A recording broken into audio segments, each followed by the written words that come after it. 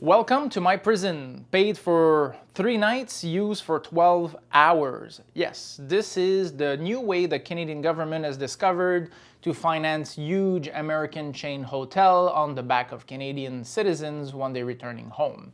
All right, first of all, I want to talk to you about what I'm going to say in this video. I'm going to talk to you about the entire process because I just went through it on April 6th. So essentially how to get tested, what happened, every single step of the way, and everything the government doesn't list on their website. If you wanted to know everything about this program, this scam imposed on the Canadian people, I'm talking to you about it in this video from the beginning to the end with proof. I'm going to show you everything they give you, everything they tell you, everything they forget to tell you or on purpose. I'm going to show you all that. Now, normally that's not my kind of rant, okay? And I do understand this. I want to get vaccinated. I wear my mask all the time, okay? I definitely don't want to catch COVID. Do I think that this is going to help me not catch it? On the contrary, I think this is the worst thing they can do for the Canadian people. Right now, I'm in a Marriott Residence Inn. Fine, $500 a night for a very cheap meal in a hotel that's basically just like a passerby, right? The type of hotels that you go as a business person, you pay $120 for the night. Now they're charging it $500. Is there any security or any change to the hotel? None whatsoever, at all, zero. Okay, the occupancy rate is 50%. Generally, it would make sense if the hotel is full to the brim to say, yes, you have to pay your 3 nights, and if you don't check in before noon the next day, you're gonna have to pay those nights because we could have rented that to somebody else. Well, that's not the case. I'm occupying the room on the first floor, which nobody wants, and I will still have to pay those 3 nights regardless. This is where the scam is. I understand that they force you to book 3 nights in order to make sure that if you don't get your COVID test, you have a place to stay. I agree. But to force you to pay once you already receive your test, that's a very, very bad, poorly, stupidly organized government scam. Okay, now let's talk about the process to get here if ever you're a traveler, because what they have on their website and what the reality is 2 different things completely.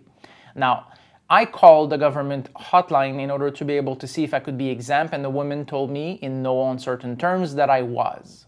You're coming back to the country and your point of travel was solely based on work related, and you're coming correct. back, and so that's where then you will be exempted. And please show the documentation of your employment that was there at the United Nations, and that's why you're now coming back to the country.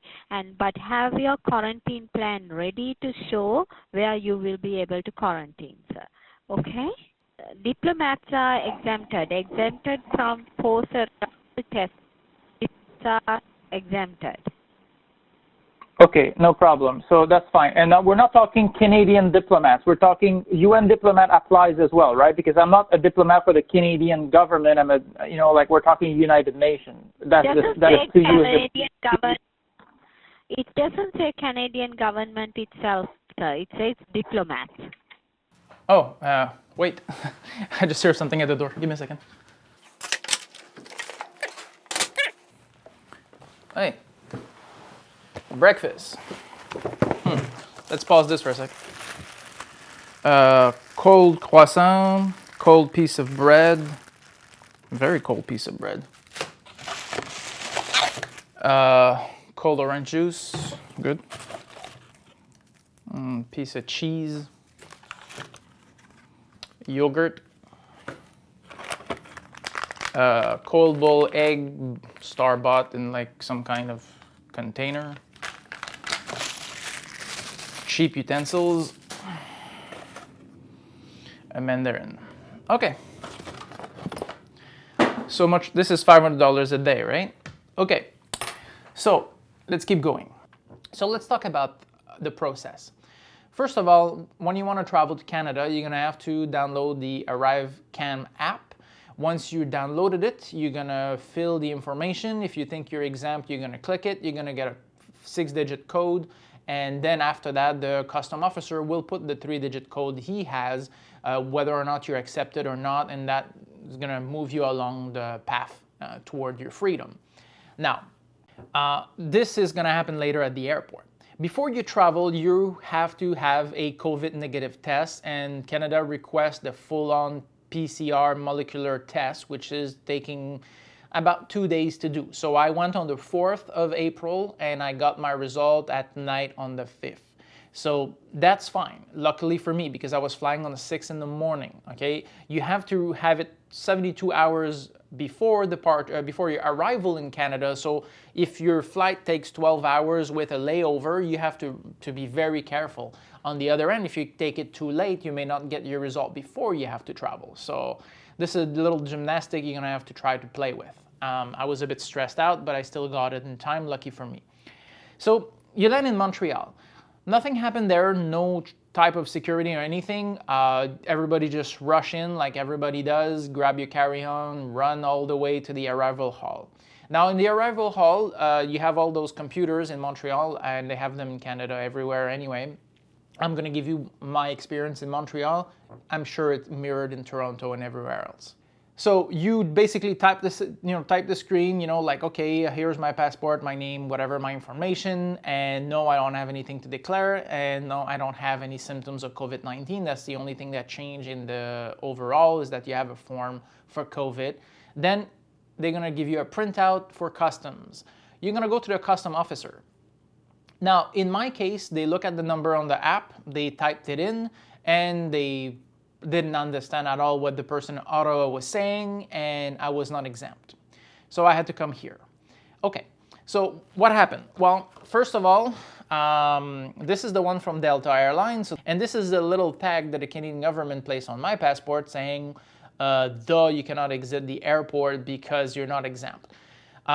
When I was there was tons of Mexicans that were basically just crossing through the terminal at high speed and just left the terminal. They were exempt. Yeah, okay. So next, you go upstairs and the person that you meet tells you, well, you have a yellow, you have this little gray tag. You're not allowed to proceed any further. Use the phone over there that has not been cleaned and that nobody cares cleaning, because if somebody actually just hang up the phone breathing on the handset and they didn't care cleaning it or anything like that. I cleaned it before using it, and I call the hotel. There's surprisingly enough 25 hotels in the list that they gave me online. On the Canadian website, there's only 10. Don't exactly understand why.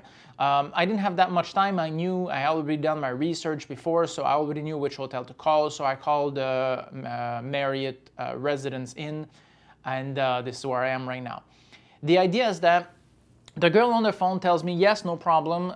You have to pay your 3 nights, and we may refund the 3rd night if you leave early enough. I'm leaving on the 1st night, but okay, that's the scam, right? So I have no choice. I cannot exit the terminal without paying for that. So she said, okay, just tell the guy that you're okay. I hang up, I go back to him, and I said, okay, fine, I'm gonna stay at the Marriott. And the guy goes, well, do you have a proof? And I'm like, but I was just on the phone with him. No, you need to have an email. You could have told me that earlier. The girl at the hotel should have known that. I mean, this thing has been up for 2 months. I call back, she says, okay, I'm gonna send you an email. No need to give me your credit card. I know you'll be there in, 30 minutes, so no problem. So I go back to the guy with my phone. Here's the email from the hotel. Okay, no problem, you can leave. No proof, no check, just the email. That's sufficiently enough for them to check. Okay. Now you get out to the second booth. Now you have a piece of paper, which I don't have because they took it. And this piece of paper will say, okay, give this guy COVID test. They type the information, name, address, where are you gonna quarantine, whatever. I had a lot of issues because the condo is new and they didn't even have their street. So then I go next door, they give me the test, just like, scrubbing the bottom of my nose. And she says you will receive that within 72 hours at the latest, but more than likely you'll receive it between 12 hours, which I actually did receive in 12 hours exactly. I got it at 2 a.m. Okay, then they give me this little kit. In 10 days, I'm supposed to swab my own self and basically send that in. That's in 10 days.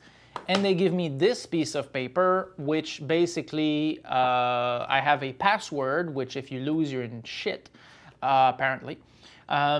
Basically, it says that, like when you're going to receive the email, you're going to enter this password in order to be able to get your result. And this is exactly what I have done. I entered a password, and here's my result. COVID negative, and that's it. So now I'm going to complete this video and go home.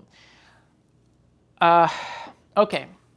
Do I think it's a scam? Yes, because of the fact that the hotel right now is at 30% capacity. So I'm not taking the room from someone else. I'm not preventing them from renting rooms, right? They have 70% more of their capacity. So if they have 100 rooms, they have 70 free rooms. So if I stay 1 day, 3 days, or whatever, if they refund me now, it's not like I'm losing them business. It's not like, anything, right? So this is the problem.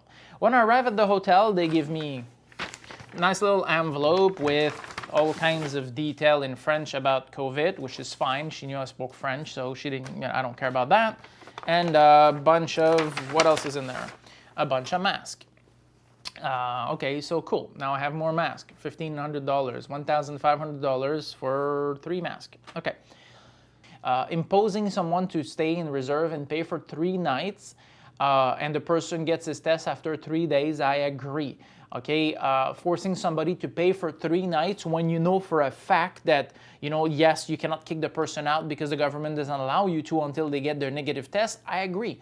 Not to refund the person when they leave after 12 hours, this is a scam. Okay, that's it. And even the personnel at the hotels know it.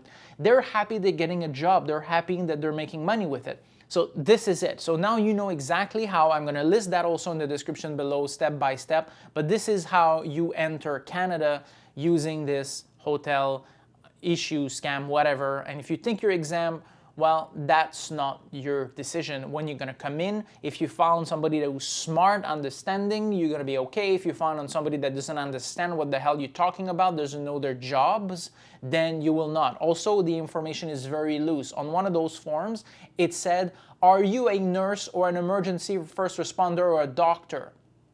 I'm an emergency first responder. It doesn't say that I'm going to work in Canada. It doesn't say that. It just says I am an emergency, or you're an emergency first responder, which I am.